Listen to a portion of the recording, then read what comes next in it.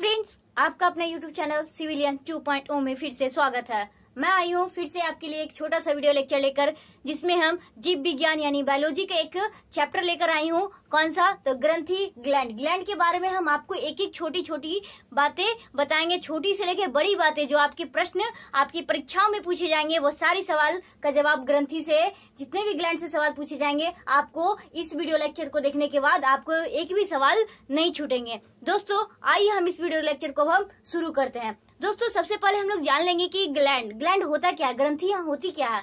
तो दोस्तों, ग्लैंड क्या होता है कि एक थैले जैसी रचना होती है। इसमें क्या होता है दोस्तों, एक थैले जैसी रचना होती है हमारे शरीर में, जिसमें क्या होती है, जिससे हार्मोन या तो फिर क्या निकलते हैं, एंजाइम निकलते हैं।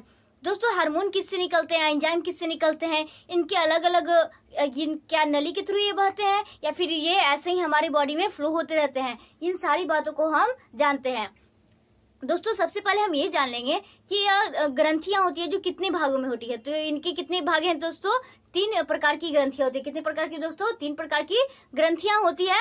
तो पहली ग्रंथि कौन होती है? बाह्यस्रावी ग्रंथि। बाह्यस्रावी, इनको नाम से ही क्या पता चल रहा है, एक्सोक्राइन ग्लैंड। इसको क्या बोलते हैं इंग्लिश में? एक्सोक्राइन ग्लैंड बोलते हैं। नेक्स्ट दोस्तों, हम लोग ये जानेंगे दूसरा क्या होता है, अंतःस्रावी ग्रंथियां। कौन सी दोस्तों? अंतःस्रावी ग्रंथियां, जिसको इंग्लिश में क्या बोलते हैं दोस्तों?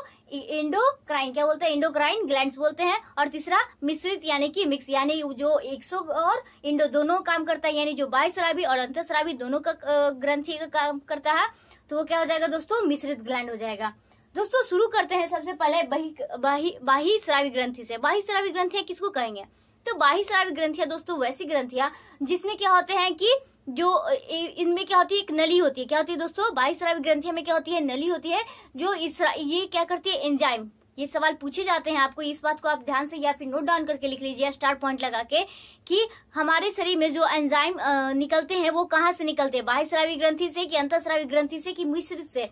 तो एंजाइम क्या होते हैं दोस्तों? हमारे बॉडी के बाह्यस्रावी ग्रंथियों से निकलती है, जबकि हार्मोन क्या होते हैं, अंतःस्रावी ग्रंथियां से निकलती है। नेक्स्ट दोस्तों, हम लोग ये जानेंगे कि बाह्यस्रावी ग्रंथियां क्या होती है। तो इसमें क्या होती है दोस्तों कि नली पाई जाती है। क्या पाई जाती है दोस्तों? नली पाई जाती है, जिस कारण से इनके क्या होते हैं कि बहने के स्थान क्या होते हैं, निश्चित होते हैं। ये इधर उधर नहीं बह पाते। ये नहीं कि अगर मान लीजिए कि फ्लो कर रहे हैं तो कहीं से भी किसी बॉडी पार्ट में जाकर मिल रहे हैं, वैसा नहीं। नेक्स्ट दोस्तों, ये बात जान लेंगे कि इन बाह्यस्रावी ग्रंथियां होती है दोस्तों, ये क्या करती है, रक्त में जाकर नहीं मिलती है। क्यों? क्योंकि इनके अपने खुद के एक रास्ता होती है, इन नलिकाओं के द्वारा बहती है। नेक्स्ट दोस्तों, हम लोग ये जान लेंगे कि इनमें कौन कौन सी एग्जाम्पल हो जाते हैं, बाह्यस्रावी ग्रंथियां कौन कौन सी होती है जो हमारे बॉडी में फ्लो होती है। तो कौन कौन से एंजाइम निकलती हैं, तो क्या हो जाएगा, अश्रु ग्रंथि। अश्रु ग्रंथि, अगर आप लोग कभी रोए होंगे, ऐसे तो रोना नहीं चाहिए लेकिन रोते होंगे कभी कभी, तो देखते होंगे आंसू क्या होता है, बाहर की ओर बहती है कि अंदर की ओर बहती है? तो बाहर की ओर बहती है, इसलिए क्या हो जाता है दोस्तों, बाह्यस्रावी ग्रंथियां होती है। अगर आप मेहनत का काम करते होंगे, मेहनत का काम तो आप करते नहीं है, पढ़ाई लिखाई करते हैं नहीं, तो मेहनत का काम करेंगे, पढ़ाई लिखाई करेंगे, तो आपके शरीर से क्या होंगे दोस्तों, पसीना निकलेंगे। पसीना क्या होती है, बाहर की ओर निकलती है कि हमारे शरीर के अंदर? तो ये क्या होती है, बाह्य ग्रंथि में आ जाएगी। नेक्स्ट दोस्तों, दूध। अगर कोई मादा या कोई भी जानवर या फिर मादा फीमेल होती है जो क्या होती है, दूध को स्रावित करती है, तो वो क्या होती है, बाह्य ग्रंथि होती है कि अंतःस्रावी ग्रंथियां होती है? तो ये भी क्या होती है, बाह्यस्रावी ग्रंथि हो जाती है। जैसे कि शिवम या फिर हमारे आंख से जो गंदगी निकलती है, जो सुबह कीचड़ जिसको बोलते हैं, वो क्या हो जाएंगे, ये सब क्या होते हैं दोस्तों, ये बाह्यस्रावी ग्रंथियां होती है। तो इतना पहले हम लोग जान लिए हैं, तो एक एक करके आराम से पढ़ लेते हैं। दोस्तों, पहले तो हम लोग क्या कर जानते हैं कि ग्रंथियां किसको कहते हैं। तो इसके थैली जैसी रचना होती है दोस्तों। कैसी रचना होती है? तो थैली जैसी रचना। और इनसे क्या निकलते हैं, या तो फिर आपको क्या निकलेंगे, हार्मोन निकलते होंगे, नहीं तो फिर ग्रंथियां, बाह्य ग्रंथि से क्या निकलेगी दोस्तों, तो एंजाइम। क्या निकलेंगे, एंजाइम, या फिर क्या निकलते हैं, हार्मोन्स। क्या निकलते हैं दोस्तों, हार्मोन। हार्मोन किससे निकलते हैं, तो अंतःस्रावी ग्रंथियां से निकलती है। दोस्तों, शुरू करते हैं। ग्रंथियां 3 प्रकार की होती है। कितने प्रकार की? 3। बाह्यस्रावी ग्रंथियां, अंतःस्रावी ग्रंथियां और मिश्रित ग्रंथियां।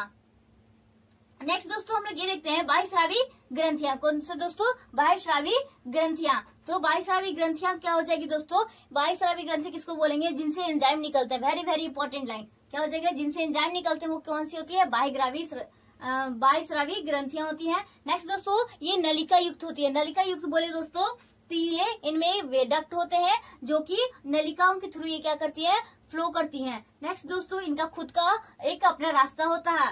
नेक्स्ट दोस्तों, इससे निकलने वाला एंजाइम क्या होता है, रक्त में जाकर नहीं मिलता। अगर पसीना, ये आंसू, जितने भी चीज निकलते हैं तो क्या होता है, रक्त में जाके मिलते हैं दोस्तों, तो नहीं।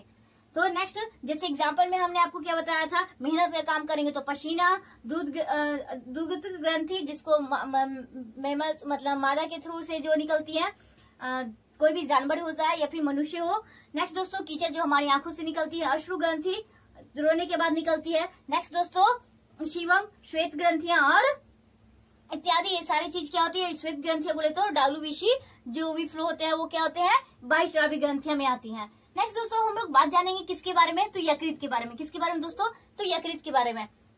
तो यकृत से सबसे वेरी वेरी इंपॉर्टेंट लाइन, इसमें आप 5, 10, 1000 जितना बार स्टार लगाना है लगा लीजिए। ये बहुत ही इंपॉर्टेंट, हर एक सवाल में, हर एक एग्जाम में, हर एक परीक्षा में पूछे गए हैं कि सबसे बड़ी ग्रंथियां, हमारे शरीर में सबसे बड़ी ग्रंथियां कौन होती है दोस्तों, तो सबसे बड़ी ग्रंथि क्या होती है, यकृत, जो कि क्या होती है, हमारे शरीर की सबसे बड़ी ग्रंथियां होती है। नेक्स्ट दोस्तों, इसमें क्या होता है, ये फाइब्रोजिनिन तथा हिपैरिन का संश्लेषण करती है। किसका दोस्तों, ये फाइब्रोजिनिन तथा हिपैरिन का संश्लेषण करती है। नेक्स्ट दोस्तों, मतलब संश्लेषण करती है मतलब निर्माण करती है। नेक्स्ट दोस्तों, यह क्षतिग्रस्त हमारे शरीर में जो एक यकृत ही है क्या दोस्तों, कि जो अपने शरीर की कोशिकाओं को पुनर्जन्म मतलब पुनर्निर्माण कर सकती है स्वतः, ये नहीं कि किसी चीज की जरूरत पड़ती है। ये क्या होती है, यहाँ पर यकृत में क्या होता है दोस्तों, कि कोलेस्ट्रॉल सबसे ज्यादा अधिक पाया जाता है। क्या पाया जाता है दोस्तों, कोलेस्ट्रॉल अधिक सबसे ज्यादा पाया जाता है, जिस कारण से क्या करते हैं, यकृत अपने जितने भी कोशिकाएं नष्ट हो जाती हैं या खराब हो जाती हैं, क्षतिग्रस्त हो जाती हैं, उनको क्या करती है, खुद ही स्वतः निर्माण कर लेती है। तो ये सवाल पूछे जाते हैं कि शरीर का ऐसा कौन सा अंग होता है दोस्तों, जो अपने कोशिकाओं को, क्षतिग्रस्त कोशिकाओं को स्वयं निर्माण पुनः स्वतः क्या करती है, निर्माण कर लेती है। तो वो क्या हो जाएगी दोस्तों, तो ये यकृत ही क्या करती है, अपने क्षतिग्रस्त कोशिकाओं को स्वतः निर्माण कर लेती है। नेक्स्ट दोस्तों, हम लोग ये जानेंगे कि सर्वाधिक कोलेस्ट्रॉल कहाँ पाया जाता है हमारे शरीर में, तो यकृत में। कहाँ दोस्तों, तो यकृत में। नेक्स्ट दोस्तों, हम लोग ये जानेंगे कि यकृत में कौन सा दोस्तों, बिलीवार्डिन। क्या दोस्तों, बिलीवार्डिन नामक द्रव पाया जाता है, जो क्या करता है, हमारे पीत रस को क्या करता है, हरा रंग प्रदान करता है। हमारे पीत रस का रंग कैसा होता है दोस्तों, तो हरा। ये क्या करता है, ये भी बात जान लेंगे कि जो हमारे मान लीजिए किसी इंसान की क्या हो जाती है, मृत्यु हो जाती है। क्या हो जाती है दोस्तों, मृत्यु हो जाती है, किस रीजन से, अगर जहर खाने की वजह से या फिर जहरीले कोई मतलब सांप वगैरह काट लिया है, तो अगर इसकी वजह से अगर किसी इंसान की मौत हो जाती है तो जांच की कहाँ की जाती है दोस्तों, तो यकृत की जांच की जाती है। जहर का पता लगाने के लिए कहाँ जांच की जाती है दोस्तों, तो यकृत की पता लगाया जाता है। इसके बारे में कि और भी बातें यकृत की ऐसी है जो प्रश्न आपके पूछे जाते हैं, जैसे कि हम जानते हैं कि हमारे यकृत में क्या दोस्तों, बिलिरुबिन, क्या दोस्तों, बिलिरुबिन नामक द्रव्य पाई जाती है, जिसकी मात्रा अगर अधिक हो जाती है, किसकी मात्रा दोस्तों, कोई भी चीज है हमारे शरीर के लिए उतना ही, जितना आवश्यक उतना ही होना चाहिए। अगर बिलिरुबिन नामक क्या हो जाती है, द्रव्य हमारे शरीर में जो यकृत में पाई जाती है, उसकी अधिकता के कारण क्या हो जाती है दोस्तों, एक जॉन्डिस, जिसको पीलिया नामक बीमारी हो जाती है, जिसमें क्या हो जाता है, शरीर, हथेली, ये सारे अंग क्या हो जाते हैं, आंखें पीली लगने लगती है, जिस कारण से इसे पीलिया बीमारी कहते हैं। तो जॉन्डिस नामक बीमारी किसके कारण होती है दोस्तों, तो किसके कारण होती है, बिलिरुबिन की अधिकता के कारण कौन सी बीमारी होती है, तो पीलिया यानी कि जॉन्डिस नामक बीमारी होती है। यकृत क्या करती है दोस्तों, अमोनिया को यूरिया में कौन बदलता है दोस्तों, ये आपके लिए इंपॉर्टेंट लाइन है दोस्तों। पूछे जाते हैं कि अमोनिया को यूरिया में कौन बदलता है। आपको 4 प्रश्न दे देंगे, फेफड़ा, यकृत, किडनी और एक अग्नाशय या अग्नाशय कुछ दे देंगे ऑप्शन। तो आपको क्या मार्क करना है दोस्तों, तो एक यकृत ही ऐसा है जो हमारे शरीर के जो अमोनिया को यूरिया में बदलती है। नेक्स्ट दोस्तों, यकृत जहर के प्रभाव को क्या करता है, कम करता है। पूछ सकता है कि हमारे शरीर के कौन सा अंग है जो क्या करता है, जहर के प्रभाव को कम करता है दोस्तों, तो यकृत। देखिए, कोई भी चीज पढ़िए आप लोग तो क्या कीजिए, उससे सवाल रिलेट कीजिए कि अगर इससे अगर प्रश्न पूछे जाएंगे तो कैसे प्रश्न पूछे जाएंगे। नेक्स्ट दोस्तों, हम जानेंगे कि यकृत में कौन सी सेल पाई जाती है दोस्तों, कुफर सेल पाई जाती है। कौन सी सेल दोस्तों, तो कुफर नामक सेल पाई जाती है, जो कि क्या करती है हमारे अंदर यकृत में या जितने भी कीटाणु विषाणु ये सब होते हैं, जीवाणु ये सब क्या हो जाते हैं उनको क्या करता है नष्ट करने का, मारने का काम कौन करता है दोस्तों? तो ये कुफर सेल ही क्या करती है जीवाणु कीड़ा वगैरह विषाणु को मारने में क्या करती है यकृत हेल्प करती है। नेक्स्ट दोस्तों यकृत में ही क्या हो जाता है पाया जाता है पीतरस। पीतरस हमारे यकृत में क्या होता है पित्ताशय नामक थैली हो जाती है, पित्ताशय जिसको पीतरस को क्या करती है पीतरस पाया जाता है। पीतरस का निर्माण कौन करता है दोस्तों? तो यकृत ही क्या करता है पीतरस का निर्माण करता है। पीतरस में कौन कौन सी तत्व पाए जाते हैं दोस्तों? तो कॉपर CuFe यानी लोहा, आयरन, फेरस यानी और एक पोटेशियम यानी कि के पाया जाता है। नेक्स्ट दोस्तों यकृत में ही एल्बुमिन नामक प्रोटीन, यकृत में कौन सा प्रोटीन पाया जाता है दोस्तों? एल्बुमिन प्रोटीन बनता है, जो कि क्या करता है खनिज पदार्थों को रक्त में प्रवाहित होने में क्या करता है मदद करता है या सहायक होता है। कौन दोस्तों? तो एल्बुमिन कौन दोस्तों? एल्बुमिन नामक प्रोटीन पाया जाता है बनता है, जो कि क्या करता है खनिज पदार्थों को प्रवाहित होने में मदद करता है। जबकि बिलिरुबिन नामक जो द्रव्य पाया जाता है जो क्या करता है जिसकी अधिकता के कारण हमारे शरीर में क्या आती है जॉन्डिस नामक बीमारी होती है। तो दोस्तों हमने आपको बाह्यस्रावी ग्रंथियां, यकृत क्या होती है दोस्तों? एक बाह्यस्रावी ग्रंथि है, इसलिए हमने आपको यकृत के बारे में सारी बातें बताई हैं। आपको बाह्यस्रावी एक यकृत हो जाएंगे और बाकी सब जो छोटी छोटी ग्रंथियां, दूध ग्रंथियां, आशु ग्रंथियां ये सब बताया है, ये सब क्या है बाह्यस्रावी ग्रंथियां थी। तो दोस्तों आज का वीडियो लेक्चर हम ये रखते हैं, अगले वीडियो लेक्चर में हम अंतःस्रावी ग्रंथियों के बारे में सारी बातों को जानेंगे। साथ में एक छोटा सा टॉपिक मिश्रित ग्रंथियां हैं, जो एक अग्नाशय ही है, जो क्या करती है अंत और बाह्यस्रावी दोनों ही क्या करती है ग्रंथियां फ्लो करती है, हार्मोन्स का एंजाइम दोनों वो क्या करती है स्रावित करती है। तो दोस्तों आज का वीडियो लेक्चर यहीं तक, ऐसे ही हम आपको छोटे छोटे वीडियो लेक्चर आपको प्रोवाइड कराते रहेंगे और आप भी अपना सपोर्ट बनाकर रखिए। दोस्तों हम वही वीडियो लेक्चर, वही सवाल, वही प्रश्न आपके लिए लेकर आएंगे जो आपके एग्जाम में आएंगे।